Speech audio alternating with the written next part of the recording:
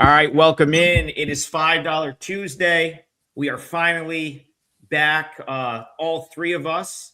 Appreciate you guys holding it down yesterday. The show was great. I was not in condition at 9 a.m. yesterday to be on camera, but my appointment went well. Doctor said I look good.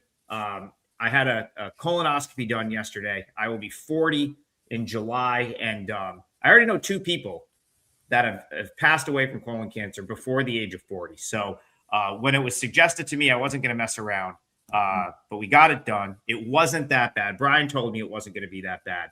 And it really wasn't that bad at all. The prep is the bad part. That's the not fun part. But guys, you got to be honest. The prep wasn't the worst thing I had to endure this weekend. The worst thing I had to endure was watching 18 innings of Cubs baseball.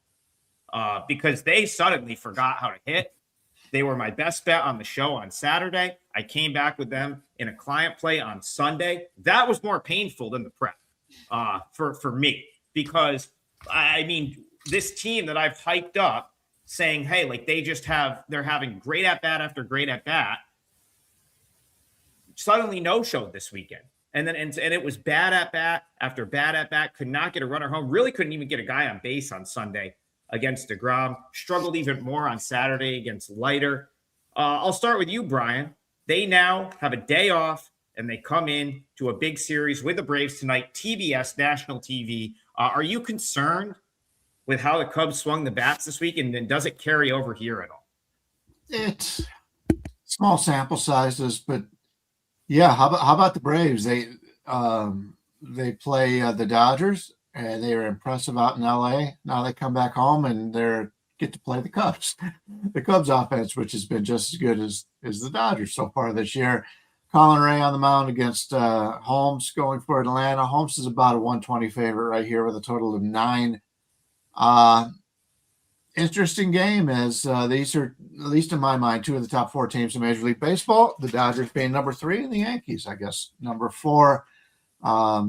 I would have thought Seattle would have been up there by this time, but they continue to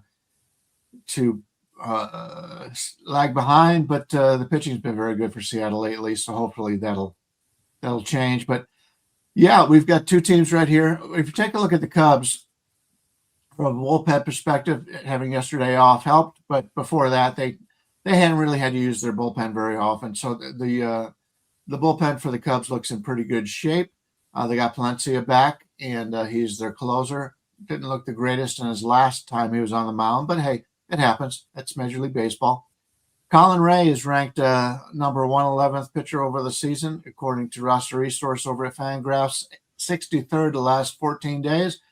The Cubs have gotten some really good pitching. The only pitcher they have that's not ranked in the top 100 from the starters is Cabrera. He got hit a little bit, but yeah, that offense has looked good.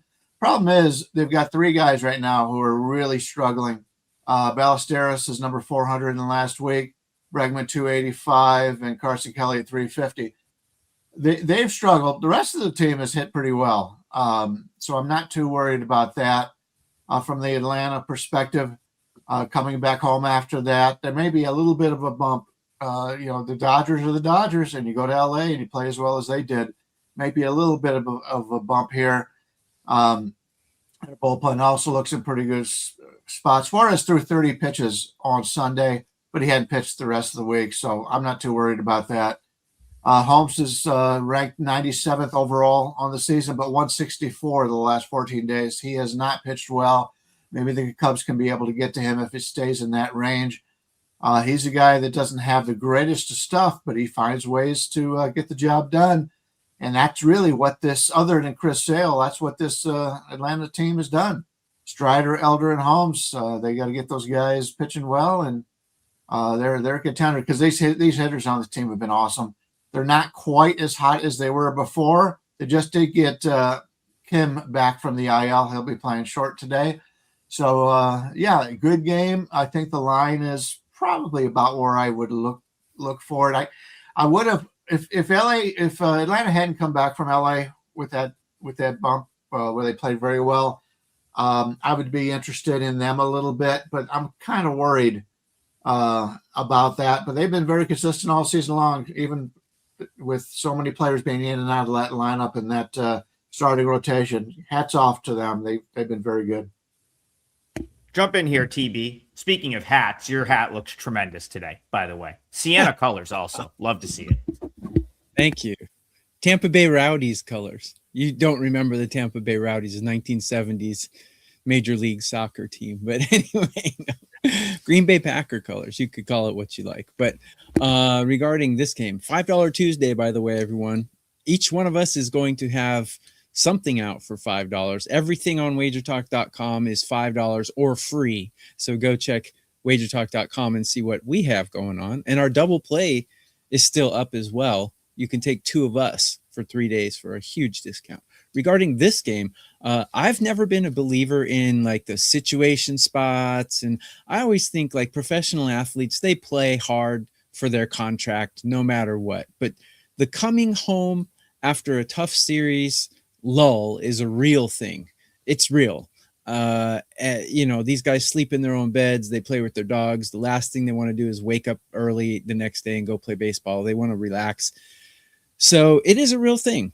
I expect a little bit of a lull from the Braves, perhaps. But looking at the pitcher matchups, Colin Rea has been tagged by these batters throughout his career. 286 batting average and a 944 OPS, not good. Grant Holmes, not a big enough sample size to judge, but he's been tagged as well at 1200 OPS. Both bullpens, I have them ranked currently below average. And I have both lineups ranked over the Mendoza line. So if anything, I'd go over here, but I don't think I'll do it just because Atlanta's in that lull spot, which is one of the few like superstition spots that I actually believe in. I never believe someone's due for anything, but I do believe in the back home after a tough series. So I'll probably lay off. So I have a really good friend that is a diehard Cubs fan. He's a 162 game guy. Like he's gonna watch every single Cubs game. We're gonna talk Cubs baseball. So you gotta have friends like that because as a bettor, like we bounce around. We're gonna basically try to find edges and probably more or less watch who we bet. So it's always nice to have someone that's digging in on a team 162. And so I always, value his opinion on the Cubs. And so we're talking the other day and he says to me, and this is not the first time he's brought it up. He's like, the Cubs, this goes back, you can go back a decade. He's like, they do not hit elite pitching. They just don't. They always struggle against the top of the top elite pitchers. And sure enough, I mean, DeGrom probably fits into that category. They struggled with him. Jack Leiter doesn't, but he was, he's got an elite fastball. Couldn't hit him on Saturday. I kind of thought about that. Again, that's more anecdotal. I don't have any numbers to back it up. But, I will just go back to the fact that their lineup 1 through 9 outside of the guys Bryan Leonard brought up that are struggling right now. Bregman, I think Nico Horner is struggling, and then maybe Ballesteros. But still, let's just assume those three are struggling a little bit. You still have a really good lineup. You still have a lineup that's running out Pete Crow Armstrong in the bottom of the order, Matt Shaw hitting near the bottom of the order. And then, of course, the Braves have been getting timely hits all year. So, Colin Gregory in the chat, I don't hate over 9 here because you know what? Holmes, he's not elite. He's good, but he's not an elite pitcher by any means. He's someone that I think that the Cubs offense can handle. And then, of course, Colin Rea is someone that I think the Braves offense can handle. So after 2, I pointed out on Sunday that the Cubs were pretty good off of being shut out this year, and they got shut out again. It's like the first time that's happened to them in, I think, 7 or 8 years that they've been shut out in back-to-back games. Earlier this year, they played the Pirates, had 2 games where they barely scored. I think they were shut out, and then they lost a low-scoring game. The next game, they scored like 7 runs. So I think I'm kind of willing to play on the fact that the Cubs might actually generate some offense against a little bit of an easier pitcher. And then, of course, the Braves have hit the ball well. Colin, I think that's my lean here. I'd go over 9, and 8.5 might be out there with a little juice because that over 9, I think, is plus money somewhere right now, or maybe even money. All right, let's hit the chat here. Let's get to another game. First of all, Yeah, no, I'm pretty much out on processed foods in general. So that's a great point. Brewfessor says don't eat processed foods. You won't get colon cancer. I think it's a great advice right there. I think I'm out on processed foods. That's, yeah, for sure. All right, let's see. Let's go RJ. He says the St. Louis Bats go silent every time I bet them. You know, that's a team that I truly haven't like been able to figure out this year. I came into the year thinking that they were going to be bad. TB came into the year kind of agreeing with me. We thought they would be bad. Yep. Brian was props to you, Brian. You were the one that was like, no, like this is like actually probably a better team than they're getting credit for. They've been easily have been that so far this year at 23-17. But I just can't figure out game to game. Like, I keep wanting to play against them. This goes back to last week, Brian. We talked about Cardinals Padres every single day on this show. Every game I wanted to play against them. Every game I didn't feel like I was getting the price. So I'm like, well, surely I'm going to get a price to play against them with the A's. And then I pull up the odds screen and it's minus 150. So I haven't really been able to figure out the Cardinals either, because here they are 23-17. I want to play against them, but the books are just not giving you a chance with some of these prices. So Cardinals, A's, how are you seeing it? And, did they hit the ball tonight for RJ? Yeah, they don't hit quite as well against lefties as they do righties. Plante's on the mound. He's not a guy that I'm a big believer in out of this lineup. On the season, Roster Resource has him at 132 the last 2 weeks, 112. The hitting is going to be up and down. It's up and down for every team. The only concern I have for St. Louis is, they had yesterday off, but 2 days ago and on Sunday, Riley O'Brien, who'd been terrific all season long, blew that save. He threw 31 pitches. So at least in my mind, he is by far the best reliever in that bullpen, and he had to throw 31 pitches. And then they had Jojo Romero had to throw 20. He's their second best pitcher. And so I'm a little concerned about that, whereas normally he's been locked down all season long. He's been great. But I do have some concerns about the bullpen in this game. With the A's, the Athletics are a team that is back home in a really good hitting environment. So they've got some guys that have done very well. Jeffrey Springs, we talk about him. He's been very good at times, and he's 111 the last 14 days, but 64 on the season. He's been really their most consistent pitcher. Severino's been very good, but their bullpen is in great shape here. The last 2 days, neither one of them have been used. I wanted to come in here and find a way to play St. Louis because I happen to think the A's are like an average team. And I thought the line was a little bit high, but after handicapping it a little bit, I go, yeah, it's high for a reason. So the first thing I tried to do was find underdogs, and I'm not so sure this dog is as live as I wanted it to be. All right, the guy in A's colors. That's what someone's in the chat's like, this is a baseball show. It's got to be the A's, and that's what TB certainly in A's colors right now. Are you backing them tonight, or do you like the dog here? I was actually going to wear purple, but went with green instead. I don't know. It's just a feeling, however I feel, want the chicks to look at me, So looking at this one, yeah.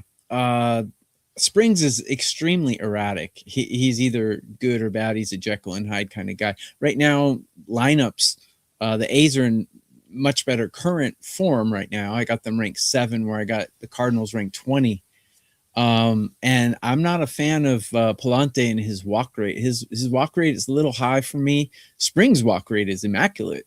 So, but he's just unreliable. If anything, with that lineup and the better walk rate with Springs, I might go with the Athletics first 5 money line, maybe. Probably not enough for me to actually pull the trigger on that one, but if I were to, that'd probably be the way I'd lean. Yeah, I really like the A's here. Dream scenario here would be the Cardinals taking a bunch of money at some point today and knocking that price down 20 cents. That would be I think the problem is at minus what I think I need like 20 or 30 cents to like really play back at it. Like for clients, it's one I'll consider for the parlay. You know, Jacob Wilson went down over the weekend. He's probably going to be out for some time. It's not even like their lineup didn't get worse because they just called up Henry Bolte, who is been just on a generational run in the minors the last couple weeks. I mean, the guy's hitting like 500, and he is always been like a high, a prospect that was sort of like on the rise for them, but he's fully arrived over the last like 3 weeks in the minor leagues. I mean, again, I'm not saying that he's Jacob Wilson right now, but he's got that kind of same upside, very similar to when Wilson was coming up through the minors for the A's. And Wilson, some of these guys, pretty much everyone that's been called up for the A's, Kurtz, Wilson, like they start hitting like right when they get to the big leagues. Mm-hmm. And I don't know why it would be any different for Bolte, who has just absolutely knocked the cover off the ball. So A's lineup didn't get worse. Cardinals struggle against left-handed pitching, and Springs can be pretty good. So again, I think, Cardinals coming off of that big series with the Padres, couple national TV games, a lot of like big games there for them. I kind of think the Cardinals have a little bit of a letdown. I like the A's. To be determined whether I'm going to use that in the parlay. But we've got time to figure that out. Sorry, if the A's can acquire a couple of good arms, man, by the time they go to Las Vegas, they're going to have a pretty solid team. They're not quite there yet. But, man, they got some good young guys who can whack it really good. Oh, yeah. They're 2, 3, 4, 5 in their lineup. Really, really good. They're just accumulating bat to ball guys, like guys that see ball, hit ball, hit it hard. And they've got, I mean, again, to have Bolte and then there are guys at AA that are probably better than some of the guys they have at AAA right now. Like they're another one that they've just accumulated so many good young players that you're right, TB, any sort of consistent pitching, like imagine Gage Jump ever like truly figures it out and becomes the guy that they think he can be. I'm in on the A's. I've said it last year. I think that's a great prediction. By the time they get to Vegas, they're going to be like a contender.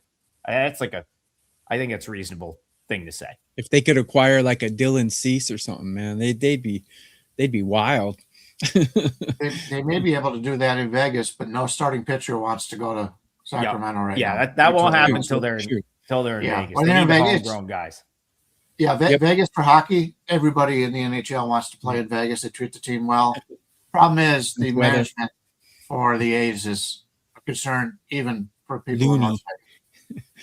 They're cuckoo for Cocoa Puffs. Speaking of Vegas, let's go to Claim Kings Vegas in the chat. He says the Great American Small Park in Cincinnati and Miles Mikolas on the mound for the Nationals means runs tonight. Right. Well, Brian, you mentioned that the ballpark, that specific ballpark, hasn't played as big of an over park as it has in past years. How much of that do you think is the fact that it's only May 12th and the weather's been a little bit colder? Or do you think what do you make of that? And talk to Claim Kings Vegas about Nats Reds. Yeah, I've actually been to a game in Cincinnati in the last year or two. And it just feels differently. The weather is a factor up in Ohio. Still at this time, you're not getting the heat. Like here in Vegas, we're over 100 degrees right now. It's starting to warm up around the country. Once Colorado warms up, that's a place that's a really good, even better hitting ballpark. But we're getting a total of 10 here. And as much as I'm not a Miles Mikolas fan, Brady Singer doesn't. I talked about last week that he may be pitching for his life in the rotation there. So these are two guys that have struggled so far, but with a total of 10, that's something I'm a little bit concerned with. If it had been 9, I would see the over, but I think the lines makers made the adjustment on this. Washington's a team that's going to hit just about anywhere. I like their offense. Cincinnati just has not hit this year. And if you take a look at what they have done right now on the season, Cincinnati against lefties has got an 86 WRC plus, 91 against righties. That's not very good. They're just not a team that's hitting as well this year, and a lot of their big name players have not really gotten extremely hot like you think they have been. So, Cincinnati, I said earlier in the season they were the most lucky team in baseball. Well, it just turned around, and they lost 8 straight before they broke that. So, I'm not interested in betting on Cincinnati. Offenses, common sense said offenses would look good here, but I don't like playing over 10 unless I'm playing in Colorado or if I'm playing in Chicago with the with the Cubs with the wind blowing out. So I'm not going to get there, but I understand the feeling. I got to point something out again as we go to TB to get his thoughts on this game. Miles Mikolas has not been bad since like April 3rd. Okay, 15 of his earned runs came against the Cubs on March 28th. And then the Dodgers, he gave up 11 runs to the Dodgers on April 3rd in 4 1/3 innings. Since then, he has not allowed more than 3 earned runs in an appearance. Now, there's a grain of salt with that.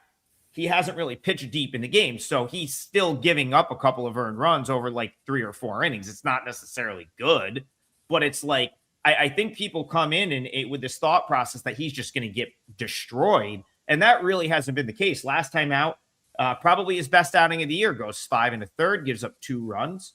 So again, I think that's like, I think that's something worth pointing out. Now, TB, I don't think it's like crazy to think that the Reds could get to him today.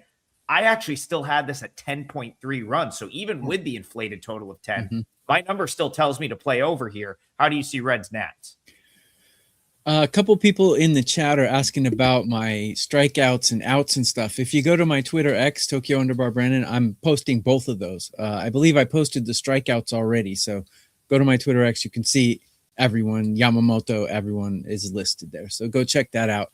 Regarding this game, I'm with you, Adam. Mikolas, on the surface, his numbers are bad. He's another guy who pitched in Japan and was not really good here, just like Colin Rea wasn't good here. They actually pitched for the same team, actually. But went to MLB. Mikolas has not really caught on. Rea has been a little bit better. But you're right. In his last couple starts, he's had decent outings. I mean, 5 innings and 2 runs, you'll pretty much take that. If you have a decent offense, you'll take that almost any day. That's a decent innings eater. And look at my numbers are screaming take Washington. I don't know if I can do it here, but I got Washington ranked number 5 in hitting. I got Cincinnati ranked 21 in hitting. Both bullpens are not performing well right now, but at least Washington's is a little bit better than Cincinnati's, but they're both around the 22 out of 30 ranking there. And Singer hasn't looked good. I think Mikolas, at least in his last couple starts, has looked better than Singer. So I would take Washington. I don't think I'll do it though. But if I were to bet this game, if I had to bet it, I would take Washington. Well, Tokyo Brandon, I'm going to come right back to you quick because just on the same game, Roy says, what about some team totals? I think Nationals team total over makes a ton of sense.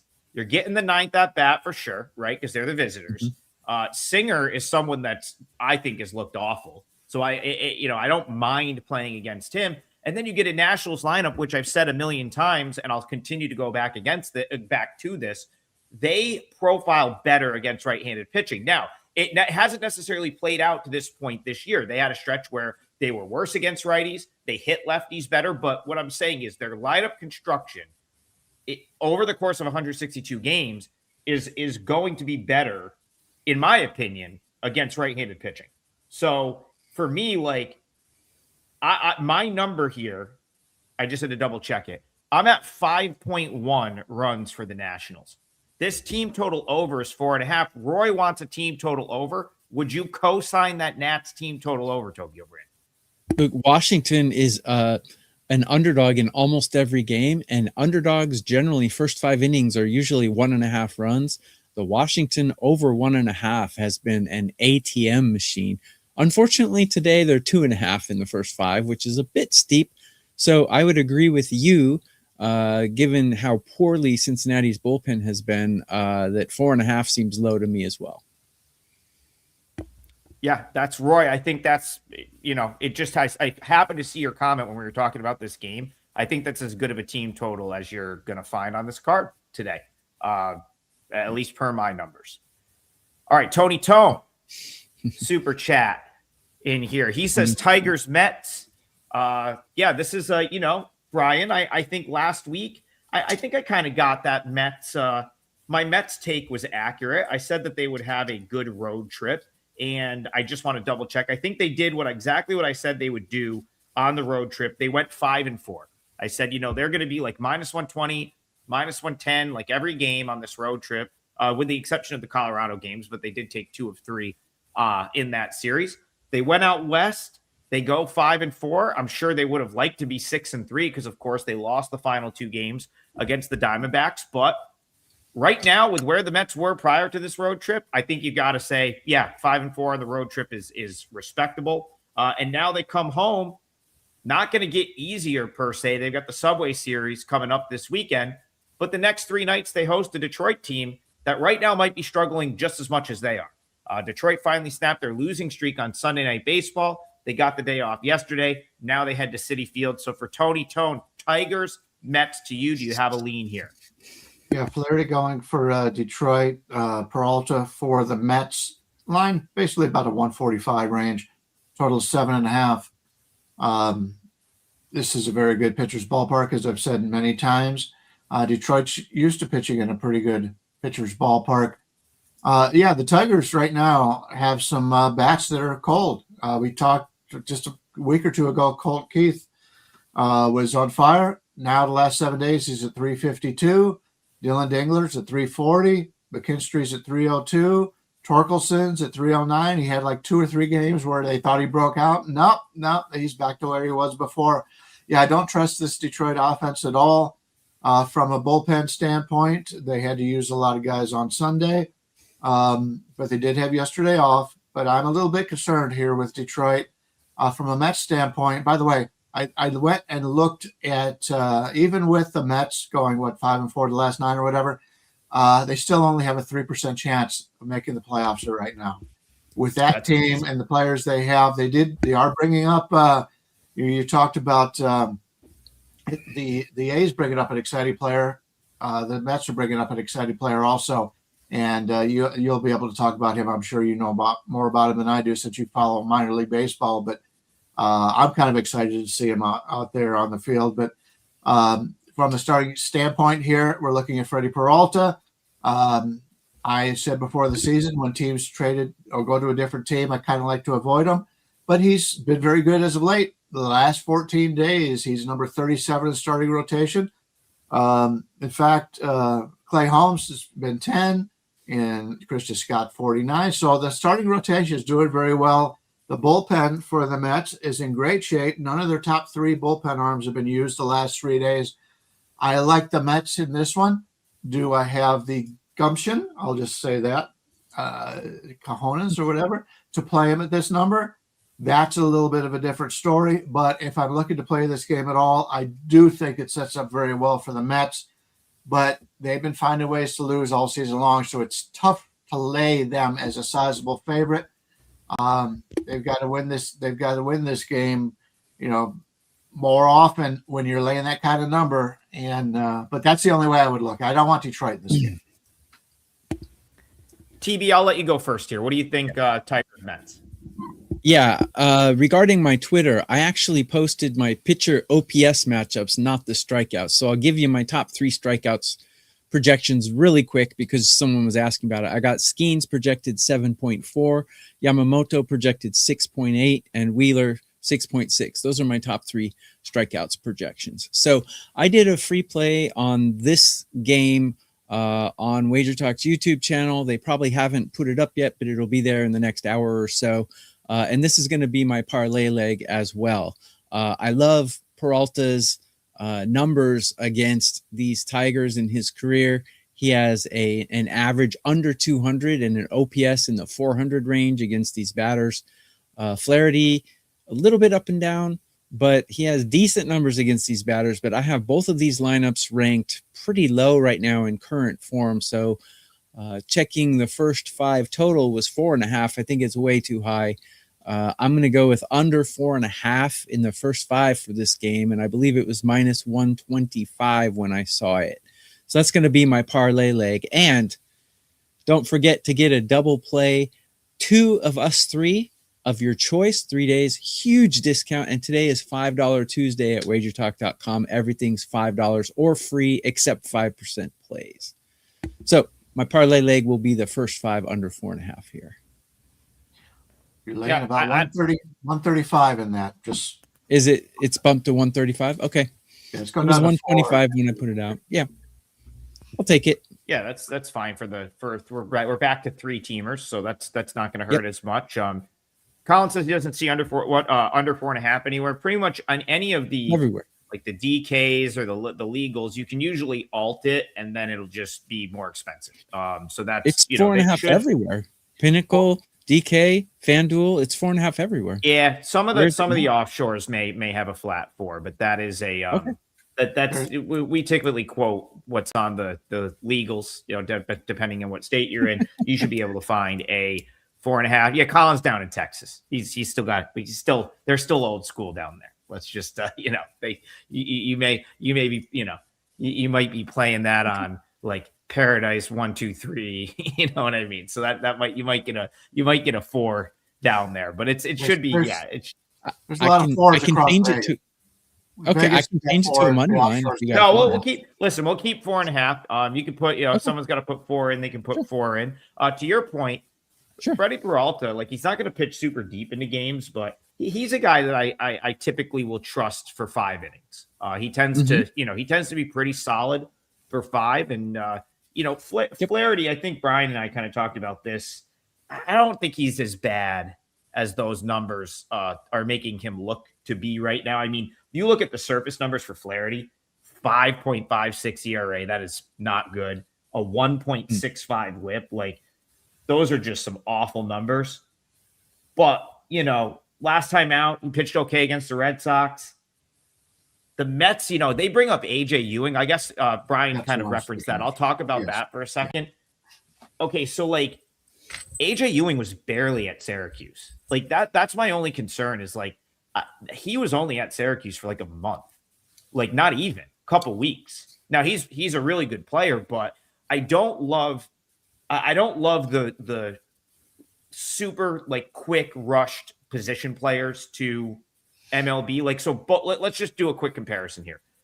Bolte was up last year and he started the year at AAA. He's had a lot more AAA at bats, even though it's maybe only a couple more months. He got the call last year, finished the season, goes into the offseason sort of knowing he'll be at AAA.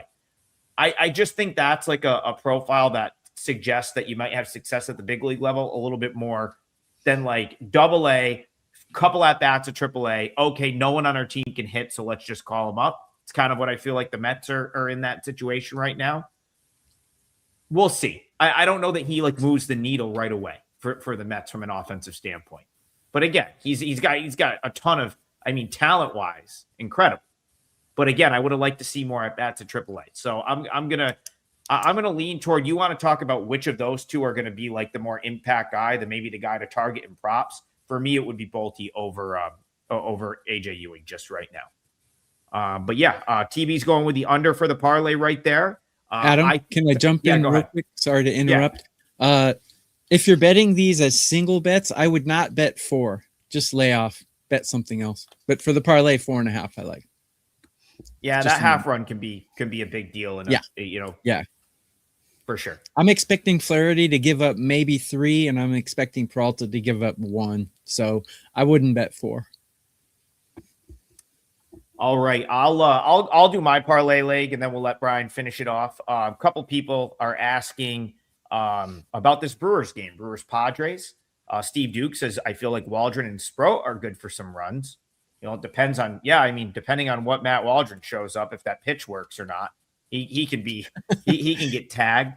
Brandon Sproat's a guy that I've talked about on this show a couple of times. You guys know I have him. So I have him rated like Where I'm at on Sproat is not close to where the market is. I've been kind of saying this for a few weeks now. His numbers haven't totally sort of dropped, but I still think if you watch this guy pitch start to start, he's pretty solid. He shows flashes. Like last time out, he got in a little trouble against the Brewers, only lasted 4 innings, but it was a game where the Brewers I think they got the lead early in that game. I think I bet them and won. Believe they won the game 6-2. And, he got in a little trouble putting guys on. They took him out. Still didn't give up a run. Only 1 hit over 4 innings. Other than the Diamondbacks start, again, 5 1/3, 3 runs, 6 2/3, 1 run. That was the best start of his career against the Blue Jays. And then the start before that, only a run. So he's another guy. You got to go back to March and early April to find where he gave up the majority of his runs, where his numbers are coming from, those inflated numbers. 7th spot to the White Sox on opening day, basically back on March 29th or opening weekend. And then the Royals got him on April 4th. So he's quietly sort of been better. And the Brewers are as good as I'm right now. Like as they get healthy, they're as good as any team in baseball, in my opinion. They do everything. They play small ball. They do all the things right. And you get Churio and you get Vaughn back. And suddenly that lineup packs a little bit more punch than it did a week prior. I don't like Waldron. He's a guy that I've been totally willing to play against. So my parlay leg will be the Brewers on the money line. You could say, I'm going to let Brian rebuttal here if he wants because they just swept the Yankees. Might not be the best spot to do it. But I don't like Waldron. I'm lower than the market on the Padres. I think the Brewers are the real deal. Brewers will be my parlay leg. Yeah, I can't find no reason to go against you there other than maybe the line, but the line's decent line, anywhere from 120 to 122 to 130. Milwaukee would be the way I would go there. I like them as a team overall more than San Diego. And Waldron's not a guy that I'm looking to back on a regular basis. So if I'm playing, I'm laying. Do you what are we looking at for a number there for this one? I would say 126. Yep, that's what I see pretty much everywhere. Tokyo Brandon, have you I think you've come around on the Brewers a little bit. Do you like the Brewers over the Padres here? That was last season. Never let you forget. Yeah, I know. That was so funny though. I just said this team is done. They're over. And all of a sudden they have the best second half record in all of Major League Baseball. That was pretty funny. But anyone, all of you out there and us as professional bettors, we have certain teams that are just our albatross, our Achilles heel. The Padres are that for me because they looking at them on paper, such an attractive team to bet. They got so many good hitters, like Manny Machado, such a great natural hitter. Tatis, just a great natural born hitter, and they got Bogarts, guys who are stepping up and hitting. I would love to back this team on paper, but every time I do, they goose egg me and lose 9-0 to the Twins or something. I hate betting the Padres. But their lineup is really good. However, I think Milwaukee's is now I'm going to say something good about Milwaukee and they're going to go on like a 10 game losing streak. But no, I like Milwaukee here. And despite Sproat's poor numbers, I've actually watched him. I kind of like what I see much better than I like Waldron. Milwaukee's got the better bats. I got them ranked 4 right now in current form, and I got San Diego ranked 24. But again, every time I bet San Diego, every time I lose, every single time. So I am not touching this with a 10-foot pole, but I agree with the Brewers. So probably the Padres are going to win 10-0 today. And Waldron's going to throw 7 shutout innings and have 10 strikeouts with his weird wiffle ball pitch that he has. So TV, I feel like that when I play against the Padres, it does feel like I'm always up against Mason Miller throwing 100, closing out a game at the end. Like where I kind of am on the same boat with the Padres, but again, I try not to worry about that. I'm looking at this game for just this game and what it is, and I'm with you. The eye test, Sproat passes the eye test far more than the numbers test this year. And it's a guy that I've seen extensively at the minors. I thought he'd be in the Mets rotation right now, if I'm being honest. I thought this was a guy that would be in the rotation for the Mets. He kind of fell out of favor in New York. I think he's going to hang around for the Brewers. I think he's going to hang around, and you're buying him still at a discount, in my opinion. So I like the Brewers here. Bryan Leonard, we need to know what you like to close out the parlay. Give us a game. All right. So this one is more, I do a lot with stats and the whole bit, but this one is more of a feeling I have. TB talks about the feelings and that kind of stuff. Why is Kansas City with Stephen Kolek on the mound a favorite against the Chicago White Sox? Now, I know Eric Fetty is on the mound here for the White Sox. I don't typically like to bet on Eric Fetty, but aren't the White Sox turning into a better team than Kansas City is at this point? Kansas City looked pretty good against Cleveland the other day. There's nobody in this division I really can count on. Detroit's a team that has the most talent, but they're dealing with some really tough injuries as of late. But I like the White Sox here. You're getting them at plus anywhere from plus 100 all the way up to 115. And if you take a look at what the White Sox have done, they've played very well lately. When I take a look at my numbers, you're looking at these are team rankings in the last 30 games. We've got our typical teams up there, up at the top. We've got the Yankees. We've got the Braves. Tigers have actually overperformed a little bit, but the Cubs and the Dodgers. And then we've got the Chicago White Sox right there with the Sacramento A's and the Milwaukee Brewers. They're playing really well. In fact, Kansas City is ranked 21st over the last 30 days overall, where the White Sox are 6th, and you're getting them as a home underdog. It's tough to back the starter for the White Sox, but so there's going to be a lot of people that aren't going to want to play it. But I think the White Sox are the better team right now, and this is a club. They made some adjustments. They brought up some younger players earlier, and now the Italian guy that got leading off, he's really been very good. Antonati, I believe is how you pronounce it. But I like the way this team is really coming around. Yeah, Brian, I don't understand it. The Royals, the prices on the Royals the last few days have been majorly inflated. I haven't really been able to figure out why. I figured on Sunday that kind of made a little sense because they had won the first 2 games of the series and then they were in a standalone game on Sunday Night Baseball. But I'm with you. I can't understand why the Royals are as big of a favorites as they are. Not just this game, but it's been going on really for a lot of this season. I felt like I've said this a couple of times. I felt like they were probably the most overrated team in the league where the market had them based on where I had them. And that's something I've been right about to this point. Now they've bounced back a little bit. They've cut, they've had a good week. They're now only 3 games under 500 as opposed to 9 or wherever they were. But I'm with you. I still think the White Sox are the better of these 2 teams. Eric Fetty's our guy, TB. Any thoughts about him here for you? Straight from the NC Dinos, right? Or Dinos, however you want to say NC, it. one of the best seasons anyone has ever had in the KBO, Yep. Eric Fetty. Yep. He never pitched in Japan, though. But, he's 0-4, but his ERA is pretty good. So something weird's going on there. But I trust him a lot more than Kolek. And White Sox their bullpen has been pitching quite well. I got them ranked 8.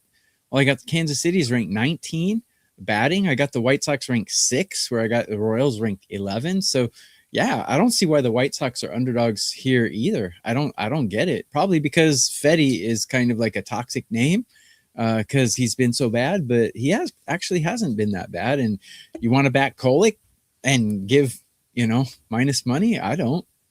Certainly not. Yep. One more thing I want to throw out here. So Kolek had a good ERA in the minors, but his WHIP was 1.45. So that tells me he got away with a couple of he got a little lucky to not get blown up a little bit more than he did. And that's a pretty good sample. He's been pitching down in Omaha for about 5 or 6 weeks. It's not just a couple starts. It's 5 or 6 starts. The other thing I want to point out about Fetty is when he came back from KBO to the States, he was awesome for the White Sox. So good that he got traded to a contender that year. And then so I think it really started to fall apart for him toward the end of that season. And then the following year when he got bounced around everywhere. He's back with the Sox. His sweeper looks like it did. Like, of course he came back. That was why he was so dominant in Korea, the sweeper. He comes back. The sweeper was really tough on hitters. And his sweeper's looking really great now that he's back in Chicago. I kind of think he might be the guy that Chicago had a year ago that they traded away, right? Like, I think maybe he works better with the pitching coaches there. But yeah, Brian, I'm with you. I don't really see why the Sox are underdogs there. What price are you seeing on that game? Right now, for the most part, we're getting 110. There's you could get less if you're playing some of the offshores, but in Vegas here in the predominant line services, you're getting about 110. So let's go 108. Let's go 108 just to make sure that everybody is getting a pretty good number here. I see that some places that have that. So yeah, we could get a little bit better. You can shop around, get a little bit better, but 108 is fine here. They shouldn't be an underdog in this game at all, if you ask me. And you know what? Another thing I want to make with the White Sox, bullpen has been solid. They have some really good relief arms. They didn't play yesterday. On Sunday, Davis Martin gave them length, so they really only needed the only one that threw anything of note is Sir Anthony Dominguez, who came in for the save, got the save, will be out there in a save situation again today. Yeah, Brian, I really like the White Sox. You may have talked me into a bet for clients here. Yeah, I was out by the pool, so I didn't get a chance to watch the game, but I listened to it on my earbuds or whatever, and the way they won that game, I think, is really important because he came out there, and I think it was one out, and the bases were loaded, and then everybody's thinking, "Here we go, here's Sir Anthony again." And he got out of it. It might have been bases loaded, nobody out. I don't remember what it was, but you could just tell the excitement in the announcer's voice. The fans were going crazy. And then they've got Taylor, who hadn't pitched the last 2 days. He did throw 35 on Saturday, but he's their best bullpen arm. And they've got some other guys that have really started coming around. So, yeah, their 5 best bullpen arms are all pitching very well right now. So, yeah, even if they have to come into the game a little bit early, I'm confident on the White Sox bullpen. And Davis Martin is pitching really well. I got him ranked the 5th best pitcher in Major League Baseball, which I don't know if it'll last, but right now, he's Sean Burke he's given them. That's what I mean. On Sunday, he gave him length, 9 strikeouts, took a lot of pressure off the bullpen. You come off of an off day yesterday, so. Yeah, I like our 3-teamer here. I think I feel good about it. Tokyo Brandon's going with Tigers Mets under 4.5, -135 juice. I'm going to go with Brewers -126 juice. That's the full game side right there. And then Bryan Leonard's going to go White Sox. We'll call it +108. That'll be the 3-teamer for today. Of course, it is Tuesday at WagerTalk. That means it's $5 Tuesday. $5 plays on everyone's page, not just us 3. The entire website will have best bets up for $5, so make sure you check that out. Obviously, since this is a baseball show, and the only people you should be targeting on the site for baseball are the 3 of us, in my opinion. Don't tell anyone else that sells baseball on the site. But I think you should try. Should take a look at our plays, but that's just my opinion. Take it or leave it. But yeah, $5 plays up for us, and of course we got the double play package. The 3 of us, any combination, me, Brian, me, Tokyo Brandon. I was an English major at some point, so it really should be Tokyo Brandon and Brian and Brian. I don't know how that ever changed. I don't know. Anyway, and of course, we've got some great specials. The $100 off the 30-day is still up. That's still a great way, especially if you're into the NHL and NBA playoffs. For Brian right now, that's probably the best bang for your buck since he's still grinding out the hockey playoffs, the basketball playoffs, and of course, Major League Baseball. So check that out for us today. That is the show. The 3 of us will be back tomorrow, 9 a.m. Eastern. We'll see you guys then.